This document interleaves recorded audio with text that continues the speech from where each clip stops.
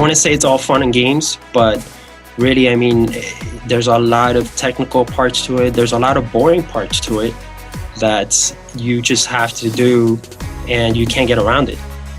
Nowadays with technology, that gap is shrinking. It's becoming easier and easier to make a dope beat, right? But what does it take to create something that's special, that's maybe, I like to call it timeless music, right? Something that you're gonna hear 50 years from now and you're gonna be like, wow, it still holds its own.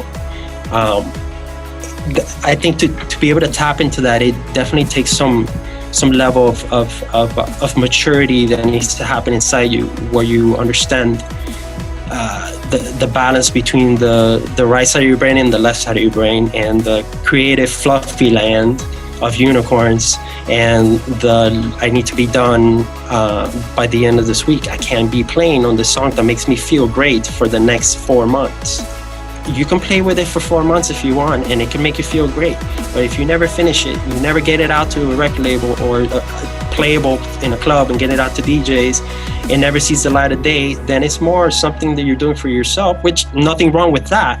But as far as being a producer, a professional producer, you have to learn that objectivity aspect of it, and when you have to turn off the heart and just kind of just deal with the numbers and the math and the physics. And finding a good balance between the two, I think, is really important.